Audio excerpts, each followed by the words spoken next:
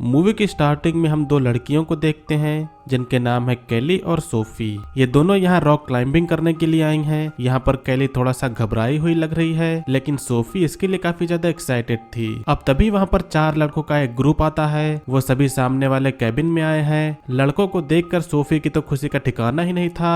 तो ये जो लड़के हैं उनके नाम है जॉस, रेनल्ड्स, जैक और टेलर। जॉस के साथ में सोफी का आई कांटेक्ट हो जाता है और इसके बाद में जॉस उनके कैबिन की ओर आता है। सोफी के पास में आने के बाद में वो उसके साथ में लाइन मारते हुए बात करता है। इसके बाद में वो उनसे आज रात की पार्टी के लिए पूछता है। सोफी तो इसके लिए रेडी थी, बट केली उसे मना कर देती है। जिसके बाद में जॉस यहाँ से जाते हुए कहता है कि अगर तुम्हारा मन बदल जाए तो तुम आ सकती हो। जॉस जब तक उधर था तब तक इधर ये तीन आपस में बात कर रहे थे कि अब हम कॉलेज स्टूडेंट्स नहीं रहे। वो लोग हर साल मिलते हैं, लेकिन वो इस मीटअप को अब तोड़ना चाहते हैं। इसी दौरान अब यहाँ पर जॉस भी आ जाता है और टेलर यहाँ पर किसी सीक्रेट बात को लीक करने की बात करता है। ये तीनों तो आपस में मिलना बंद कर देना चाहते हैं, लेकिन जॉस उन्हें साथ में ही रखता है। इसका मतलब यह है कि इन्होंने जरूर पास्ट में कोई गड़बड़ी की है। अब इस साइड में सोफी केली को नाइट पार्टी के लिए मना रही होती है, जिसके बाद में केली अब मान जाती है। अब रात हो जाने पर अब वो सभी लोग साथ में होते हैं। यहाँ पर हमें पता चलता है कि सोफी और केली सामने की तरफ माउंटेन में चढ़ने वाले हैं। उसकी ऊंचाई 10,000 फीट है। अब ये लड़के ये सुन के तो दंग रह गए थे, क्योंकि वे सभी तो इसके बारे में सोच भी नहीं सकते। अब इसके बाद में ये सभी लोग अपने पास्ट के इवेंट्स के बारे में बात करते हुए शेयर करने लगते हैं। और अब यहाँ रेनल्ड्स केली से भी उसके पास्ट के बारे में पूछता है। वो कहती है कि कुछ खास नहीं है और फिर वो अपसेट होकर यहाँ से जाने लगती है, लेकिन जोश उसका हाथ पकड़ लेता है और कुछ देर उसे यहाँ पर रहने को कहता है, लेकिन वो उससे अपना हाथ छुड़ाकर वहाँ से चली जाती है। एक्चुअली केली इस बात पर अपसेट हुई थी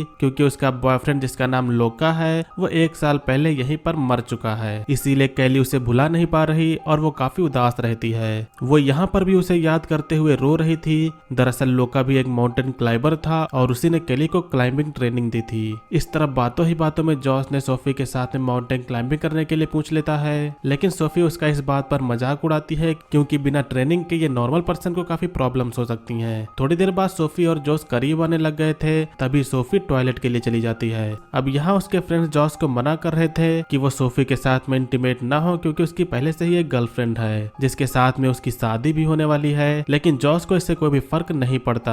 वो सोफी के पास में जंगल में चला जाता है और उसके साथ में अब यहाँ पर जबरदस्ती करने लगता है। जॉस से बचने के लिए सोफी उसके फेस को नोच लेती है। सोफी चिल्ला रही थी, जिससे इसके बाद में सोफी की आवाज सुनकर वो तीनों भी यहाँ पर आ जाते हैं। रेनल्ड्स यहाँ जॉस को रोक लेता है और कहता है कि तुम्हारा दिमाग तो ठीक है ना। सोफी डरते हुए उन सभी से बचकर भाग रही थी। अब इन सभी को इस बात का डर था कि वो इस बारे में पुलिस को न बता दे, जिससे वो सभी उसे रोकने के लिए उसके पीछे भागते हैं। इसके बाद में वो उसे पकड़ लेते हैं, पर सोफी टेलर के हाथ में काट लेती है। जॉस को इससे गुस्सा आता है, जिससे वो उसे पंच करता है और इसे सोफी एक खाई से नीचे गिर जाती है। अब इधर गिरते हुए चिल्लाने की आवाज से केली को भी उधर पता चल जाता है और अब उसे ढूंढने के लिए जंगल में आ जाती है। अब ये सभी नीचे जाते हैं और देखते हैं कि सोफी की हालत बहुत खराब है। रेनॉल्ड्स कहता है कि हमें इसे हॉस्पिटल ले जाना चाहिए, लेकिन जॉस इसके लिए मना कर देता है। एक्चुअली सोफी ने उसका फेस जो नोचा था, इससे उसकी स्किन सोफी के नाखून में है और टेलर को बाइट करने की वजह से उसका खून भी सोफी के दांत में लगा हुआ है। तो अगर वो उसकी हेल्प करेंगे तो उन पर रेप चार्ज लग जाएगा, जिससे उन सभी को जेल हो जाएगी।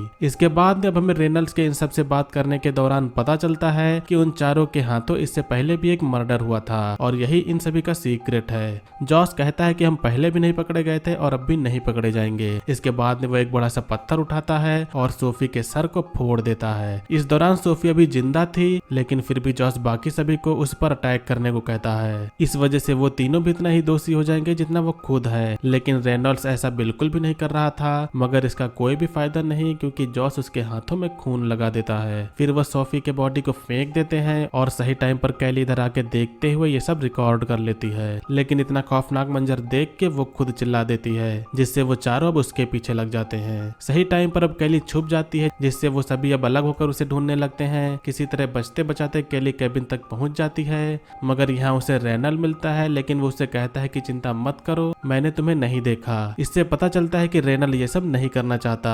अब तभी जॉस वहां आ जाता है और वो समझ जाता है कि उसने उसे जाने दिया। फिर कैली अपना सामान लेके माउंटेन की तरफ निकल जाती है, लेकिन उन सभी ने उसे देख लिया था। मगर इससे पहले कि वो उसे पकड़ पाते, वो माउंटेन पर चढ़ना स्टार्ट कर देती है। फिर टेलर भी उसके पीछे आने लगता है, लेकिन उसके पास पहुंचते ही कैली उसे नीचे ढकेल देती है और इसकी वजह से कैली का जो सारा जरूरी सामान था वो भी नीचे गिर जाता है। उसका कैमरा भी चट्टान पर अटक गया है। वो अब जल्दी से कैमरा लेके ऊपर चढ़ने लगती है और फिर टेलर उसके पास पहुंच जाता है, लेकिन इस बार वो उसे सीधा नीचे गिरा देती है, जिससे वो भी अब घायल हो जाता है। अब यहाँ पर वो तीनों उसे कैबिन में लाते हैं और उसे कई सारी पेन किलर्स खिलाते हैं। जॉस उससे कहता है कि अगर हम 24 घंटों में वापस नहीं आए तो तुम मदद बुला लेना। इस तरफ कैली भी रेडी थी, वो अपने शूज भी पहन लेती है, लेकिन उसका जो फोन था वो भी नीचे गिर गया था। इसके बाद में अब ये लोग डिसाइड करती हैं कि वो लोग नॉर्मल रास्ते से जाएंगे और कैली से भी ऊपर पहुंच जाएंगे। फिर जॉस कहता है कि वो अपने ग्लव्स कैबिन में ही भूल गया है और उसके बाद में उन्हें लेने के लिए जाता है। अब यहाँ पर रेनल्ड्स जैक से कहता है कि हम पुलिस को बता देंगे कि सोफी पहले से ही मरी हुई थी,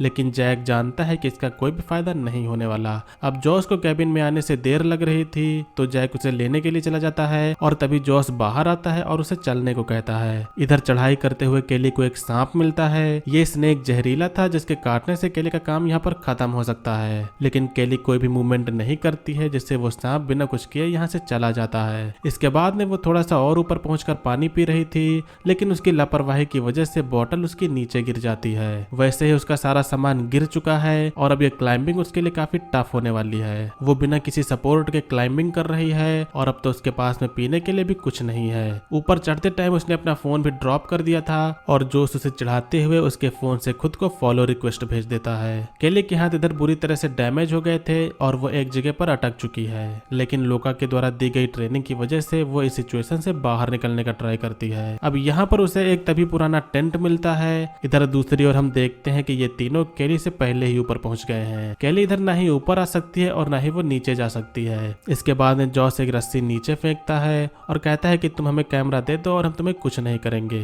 लेकिन केली उसका ये ऑफर रिजेक्ट कर देती है। अब उसका प्लान है कि ये लोग उसका यहीं पर वेट करें, क्योंकि अगर वो ऊपर आती है तो ये लोग उसे नहीं छोड़ेंगे और अगर वो वहीं पर रहेगी तो वो ठंड के मारे मारी जाएगी। इसके बाद में केली अपने हाथों पर टेप लगाती है। अब यहाँ पर ठंड बढ़ रही थी, इसीलिए वो टेंट को चेक करती है। यहाँ पर उसे तभी एक बोतल मिलती है जिसमें पानी था और इसके बाद वो टेंट लगाकर अब रेस्ट करने लगती है। यहाँ पर जॉस उसकी हिम्मत तोड़ने की पूरी ट्राई कर रहा था। फिर उसका फोन चेक करते हुए जॉस को लोका की फोटो मिलती है।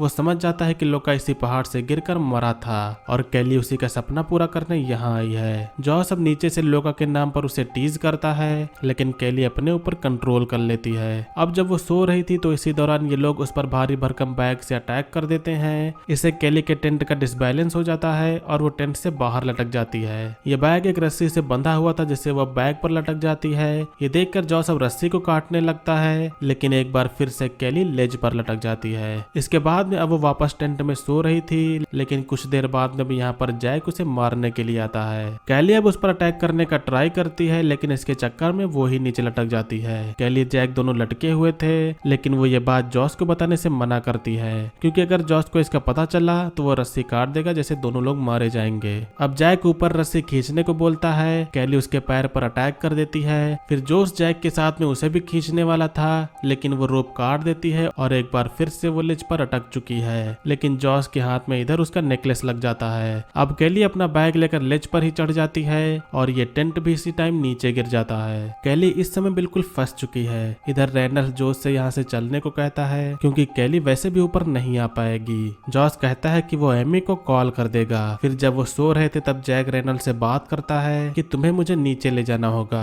क्योंकि उसे पता है कि कोई भी हेल्प नहीं आने वाली और उसका पैर भी चोटिल है। वो उससे कहता है कि उसने अपनी गर्लफ्रेंड से 6 महीने से बात नहीं की, क्योंकि उसने उसे चीट करते हुए पकड़ा था। वो कहता है कि जॉस ने टेलर को भी मार दिया होगा ताकि वो हेल्प ना बुला पाए। तो यहाँ पर जॉस ने टेलर को सच में मार दिया है और ये उसने तब किया था जब वो ग्लव्स लेने के बहाने कैबिन में गया था। अब जैक उसे जॉस के फोन से सिग्नल भेजने को कहता है। वो ट्राई करता है, लेकिन जॉस यहाँ पर उठा हुआ था और उसने सारी बातें उनकी सुन ली। अब वो बताता है कि मैं जैक की वाइफ के साथ में न सिर्फ एमी को बल्कि और को भी चीट कर रहा था। जब से जेसिका कॉलेज में थी तब से उसका अफेयर उसके साथ में था और ये बात टेलर और रेनर्स भी जानते थे। इससे जैक को बहुत गुस्सा आता है, लेकिन वो कुछ कुछ भी कर नहीं सकता। अब फिर आधी रात में जैक टॉयलेट करने के लिए जब उठता है तो जॉस उस पर पीछे से अटैक करके उसे खाई में फेंक देता है। ये खौफनाक मंजर कैली भी नीचे देख लेती है। फिर जब रेनल्ड की आंख खुलती है तो वो जॉस से जैक के बारे में पूछता है। जॉस अब उसे बताते हुए कहता है कि वो हेल्प लेने के लिए गया है। फिर रेनल्ड्स कहता है कि मैं जाकर कैली को ठिकाने लगाता हूँ और कैमरा लेके आता हूँ। अब जब वो नीचे जाता है तो हम देखते हैं कि कैली की हालत बहुत खराब है। वो कैली को खाना देता है और सोफी के मरने का असली रीजन बताता है। वो कहता है कि तुम मुझे कैमरा दे दो और जैक सुबह तक हेल्प बुला लाएगा। अब फिर कैली उससे कहती है कि जैक तो पहले ही मर चुका है। जॉस ने उसे खाई में फेंक दिया और ये सुन के रेनल्ड बिल्कुल दंग रह जाता है, लेकिन फिर भी वो कैमरा लेकर उसे चिल्लाने को बोलता है जिससे जॉस को लगे कि वो मर गई। और वो ऊपर जाता है और वो कैमरा यहाँ पर ले आता है, लेकिन इसमें कोई भी कार्ड नहीं था। मतलब कैली ने उसे बेवकूफ बनाया। फिर रेनल्ड टेलर को कॉल करता है और यहाँ पर उसका फोन जॉस के पास में रिंग कर रहा था। इसका मतलब यह है कि उसने टेलर को मार दिया। अब रेनल्ड उससे फाइट करता है लेकिन जॉस उस पर भारी पड़ रहा था। इसके बाद में जॉस उस पर आग लगाकर उसे नीचे लटका देता है। अब इसके बाद में हमें पता चलता है कि आज ही के दिन लोका कैली को प्रपोज करने वाला था और वो यहाँ से नीचे गिर गया जिससे उसकी मौत हुई। अब एक बार फिर से कैली को एक और सांप मिलता है। अब जॉस खुद से ही नीचे जाता है। वो कैली को रिंग देने वाला था अगर उसके बदले वो उसे मेमोरी कार्ड दे दे। कैली उससे कहती है कि कार्ड पास के होल में रखी है और जैसे ही जॉस होल में हाथ डालता है उसी टाइम वही सांप उसे काट लेता है। ये स्नेक वाइपर स्नेक है जिसके बाइट से लगभग मौत तय है। अब मरने से पहले वो कैली पर हमला करता है लेकिन कैली उस पर भारी पड़ रही थी और वो उसकी रस्सी काट देती है। जॉस अब लिज पर लटक जाता है। जॉस नीचे गिरने वाला है लेकिन इसके पहले कैली उसे अपनी रिंग ले लेती है। जॉस के नीचे गिरने से उसकी अब मौत होती है और इसके बाद में अब वो किसी तरह से ऊपर चढ़ के लोका का सपना पूरा करती है। कैली यहाँ पर बच जाती है और इसी के साथ में यहीं पर इस मूवी का एंड होता है। सो दोस्तों ये थी 2022 की एक थ्रिलर मूवी का एक्सप्लेनेशन। मूवी का नेम है द लिज। उम्मीद करता हूँ कि आप लोग ने मूवी का एक्सप्लेनेशन को एंजॉय किया होगा। मूवी का एक्सप्लेनेशन अगर आपको पसंद है तो वीडियो को लाइक करिएगा। चैनल पर अगर आप लोग नए हो तो सब्सक्राइब करिएगा। आज की वीडियो के लिए बस इतना ही। मिलेंगे अगले वीडियो में, तब तक के लिए बाय। जय हिंद, वंदे मातरम।